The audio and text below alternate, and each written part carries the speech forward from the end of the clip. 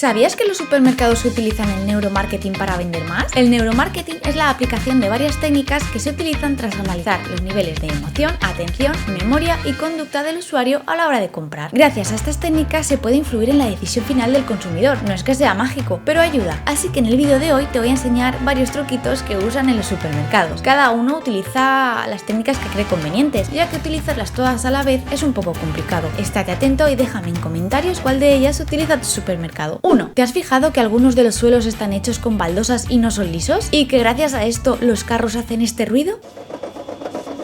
Esto es para dar sensación de velocidad al consumidor. Al creer que vas súper rápido, te hace relajarte y mirar bien los productos. 2. Algunos de los supermercados, en vez de baldosas, utilizan un suelo súper brillante. Esto es para que parezca un suelo más resbaladizo y así relajes la raja y no vayas tan rápido. 3. ¿Cuántos supermercados has visto que tengan ventanas al exterior en su recorrido? Al ser locales súper luminosos artificialmente y sin ventanas, hace que las personas pierdan la noción del tiempo y se queden más rato en el establecimiento. Y eso da más oportunidades de comprar más cosas, claro. 4. Los bienes de primera necesidad suelen estar al fondo del establecimiento, como por ejemplo el papel higiénico. Así hacen que te tengas que recorrer gran parte del supermercado y si ves algo que te llama la atención, piques. 5. Que algunos supermercados tengan la sección de frutas y verduras nada más entrar no es una coincidencia. Esta estrategia se basa en darle un toque de frescura al supermercado. Además es cuando el consumidor tiene el carrito vacío y así empieza comprando cosas saludables, se siente bien y cuando llega a la sección de panadería es como, bueno, he comprado 2 tomates, puedo permitirme comer este bizcocho de chocolate. 6. Una estrategia increíble es que los productos baratos tienen que parecer baratos y los caros caros. Parece lógico, pero voy a darte unos ejemplos. En los precios, los productos baratos suelen llevar comas para que tu subconsciente crea que es más barato de lo que es. En cambio, los productos caros suelen ser números redondos. Además, cuando es barato o está de oferta, hay muchos supermercados que utilizan palets sin mucha floritura o incluso mesas con los productos un poco desordenados. 7. La carnicería y pescadería suelen tener un fondo blanco y una iluminación más intensa. Esto se hace para darle sensación de fresco y de higiene a la sección. Las pescaderías tienen que recordar al mar y al frío. Para ello utilizan blancos y azules, incluso en sus propias cajas. Y estos solo han sido unos pocos ejemplos. Si te ha gustado este vídeo, quédate por aquí porque estoy preparando la parte 2. En cuanto esté publicada te lo dejo aquí. Mientras tanto te dejo un vídeo que seguro que te gustará. ¡Adiós!